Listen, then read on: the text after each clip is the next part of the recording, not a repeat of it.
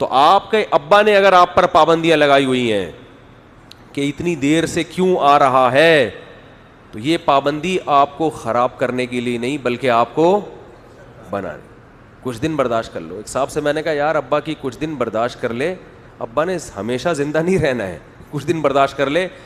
اس پابندی کا کم از کم اتنا فائدہ ضرور ہوگا کہ تیرے بچے بھی تیری پابندیوں کو برداشت کریں گے. جب بچے دیکھیں گے نا ہمارا ابا اپنے ابا کی اتنی برداشت کر رہا ہے تو وہ بھی کریں گے.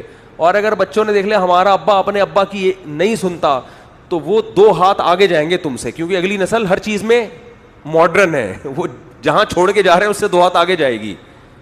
تو اتنے براڈ مائنڈیڈ میرے بھائی بننے کی چندہ ضرورت نہیں, تھوڑا سا لمٹ میں رہا کرو اپنا. دیکھو لکھا ہوتا ہے نا لمیٹڈ کمپنی ہو گیا آگے, وہ ان کی بھی کوئی لمٹ ہے. تو بالکل آزادی ٹھیک نہیں ہے. اور ابا جو پابندیاں لگاتے ہیں ان پابندیوں کو دل و جان سے قبول کیا کرو, اس میں بہت زیادہ فائدے. میرے گھر میں اگر میرے اوپر بہت ساری پابندیاں نہ لگتی تو آج میں یہاں ممبر پہ نہیں بیٹھا ہوتا. میرے ابا اگر مجھے کہتے جا یار تیری لائف ہے انجوائے کر, اس وقت تو میں کہتا میرے ابا بہت اچھے ہیں یار. مجھے تو یاد ہے ہم تو درجنوں دفعہ پٹے ہیں ابا سے. ایک دن کھیلتے کودتے رات کو لیٹ آئے, ابا نے طبیعت سے ڈھونڈ دیا کہ یہ کوئی ٹائم ہے آنے کا.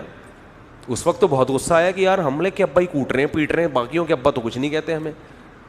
ابا نے کہا یہ کوئی ٹائم ہے آنے کا بھائی, گھر میں تمہیں کتنی دفعہ کہا اتنے بجے گھر آ جایا کرو, یہ کوئی ٹائم ہے آنے کا. لیکن ابا اگر نہ کوٹتے پیٹتے میرے بھائی تو آج ہم یہاں ممبر پہ نہیں بیٹھے ہوتے, ہم کہیں چھٹا مٹا لگا رہے ہوتے کسی کے ساتھ بیٹھ کر, ایسا ہی ہو رہا ہوتا. تو یہ تو باپ کے اچھا ہونے کی علامت ہے کہ اس کو آپ کی فکر ہے. وہ چاہتا ہے کہ دیکھو باپ کی عادت بس ایک چھوٹی سی بات کرتا ہوں. کسی نے کہا کہ دوست یہ چاہتا ہے کہ آپ اس سے نیچے رہیں ہمیشہ. دوست کیا چاہتا ہے, آپ اس کے برابر بھی نہ آئیں, وہ حسد کا شکار ہو جاتا. تو کہہ رہے آپ ترقی کریں مگر اتنی نہیں کہ میرے برابر آ جائیں, تھوڑا سا مجھ سے نیچے رہیں. بھائی یہ چاہتا ہے کہ آپ اس کے برابر آ جائیں, اللہ یہ کہ کوئی بڑا ہی خاندانی بھائی ہو. نارمل ایسا ہوتا ہے کہ آپ اس کے برابر آ جائیں, اس سے آگے نکلیں گے تو اس کو حسد شروع ہونے کا خطرہ ہوتا ہے. باپ یہ چاہتا ہے کہ یہ مجھ سے 2 قدم آگے جائے. سمجھتے نہیں ہو بات کو. تو اس لیے ابا کی جو ڈانٹ ڈپٹ کیوں یہ کیا کر رہا ہے تمیز نہیں ہے, ان کو برداشت کیا کرو. اس سے آپ یہ چیزیں آپ, اور اللہ بھی تو مدد کرے گا نا. اللہ کہے گا باپ کی برداشت کرتا ہے تو اس کی بھی مدد شامل حال ہوگی.